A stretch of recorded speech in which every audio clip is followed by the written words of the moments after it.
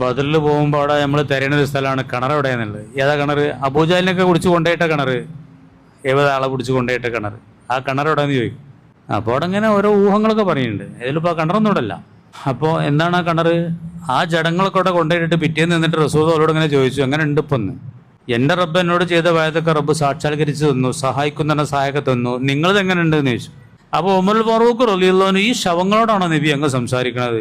തങ്ങൾ പറഞ്ഞ് ഓല അത്രപ്പം നിങ്ങൾ കേൾക്കൂലാണ്, ഓല് കേൾക്കണ അത്ര ഇത് നിങ്ങൾ എന്താക്കണില്ല എന്നാണ് നബി പറഞ്ഞത്.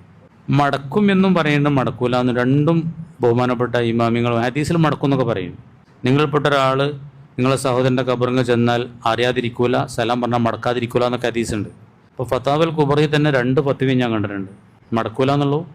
പല അഭിപ്രായ വ്യത്യാസങ്ങൾ പല വിഷയത്തിലുണ്ട്. അങ്ങനെ ഹദീസുകൾ ഇങ്ങനെ സലാം പറയില്ലേ, നല്ലൊരു പതിവാണ്. ഖബർസ്ഥാന് പള്ളിക്ക് നമ്മൾ കാണുമല്ലോ, അവിടെ സലാമാണ് പറയാനാ വണ്ടിയിൽ നിന്ന്. ആ കൂട്ടത്തിൽ പണ്ടൊരാൾ ഇങ്ങനെ പറഞ്ഞു, ഞാനൊരു സലാം പറയാതിരിക്കൂല, ഒരു പക്ഷേ നാളെ ഈ സമയത്ത് ഞാൻ ഇവിടെ ഇക്കാരെന്ന് ഞാൻ ആലോചിക്കാതിരിക്കൂല. അങ്ങനെയൊക്കെ ആലോചിക്കാമല്ലോ, അതൊക്കെ വലിയ വിഭാഗത്താണ്.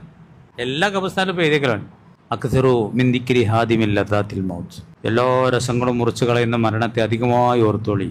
ഒരു ഖബർസ്ഥാൻ്റെ അരികിലൂടെ പോകുമ്പോഴൊക്കെ അത് ഓർക്കൽ നല്ലൊരു അവസരോചിതമായ അമലാണ്. ഇപ്പം മരിച്ചോടത്തും കൂടി ഓർമ്മയില്ല മനുഷ്യന്മാർക്ക്.